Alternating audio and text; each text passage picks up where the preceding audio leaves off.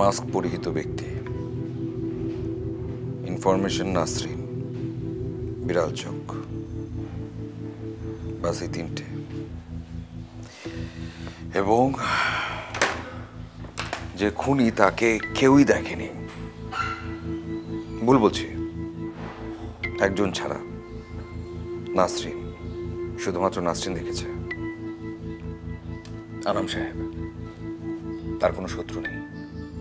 এটা তো আমি বিশ্বাসই করি না, এটা কোনদিন হতেই পারে না। সাধু সন্ন্যাসী যারা, তাদেরও শত্রু আছে, আনাম সাহেবের কি করে শত্রু নেই? একটা কাজ করবে তুমি এখনই চলে যাবে আনাম সাহেবের অফিসে। ওনার যে ক্লায়েন্ট, ওনার যে এমপ্লয়ি এবং আশপাশে যারা আছে, তাদের সব কিছু ডিটেল আমার কাছে নিয়ে আসবে। ঠিক আছে স্যার। মিজান, আমাকে একটু ফরেন্সিকের রিপোর্ট সেটা কি এসছে? বারান্দা রেলিংয়ে পাওয়া হাতের ছাপ এবং লাইটারের পাওয়া হাতের ছাপ একই। তাছাড়া এই হাতের ছাপ ভিক্টিমের শরীরেও পাওয়া গেছে। রিপোর্টটা দেখি।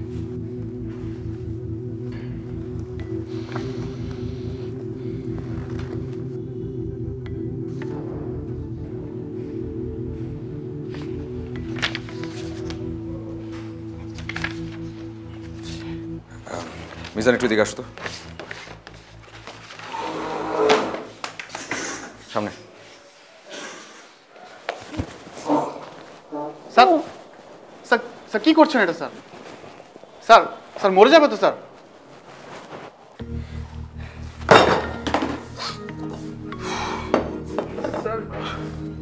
পানি খাবেন?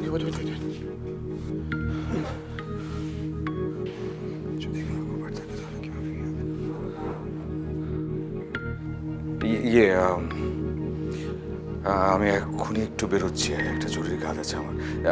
মিজান, তুমি যেটা করবে, আনাম সাহেবের কল লিস্টটা এক্ষুনি বের করে ফেলবে, যত দ্রুত সম্ভব। পাওয়ার সঙ্গে সঙ্গে আমাকে জানাবে। হ্যাঁ, যাচ্ছি।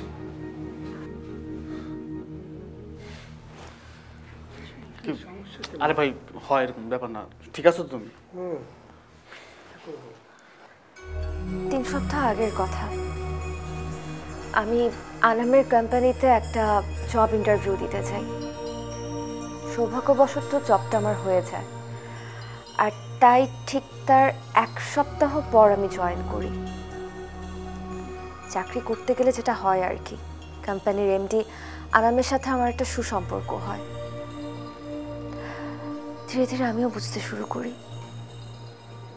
আনাম মানুষ হিসেবে খুবই ভালো একজন মানুষ। কিন্তু হঠাৎ করে একদিন আনাম আমাকে লাঞ্চের দাওয়াত দিয়ে বসে। অপ্রস্তুত হয়েছিলাম, কিন্তু তার দাওয়াত আমি গ্রহণ করি। যে দেখি সেখানে আনামের মা বাবাও আছেন।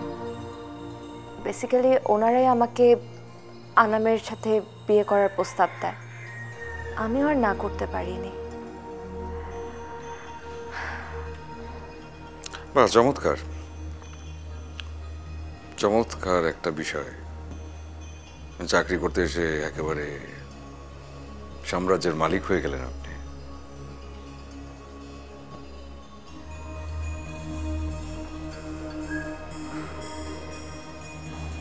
এখন সবাই এমনটা ভাববে, এটাই তো স্বাভাবিক।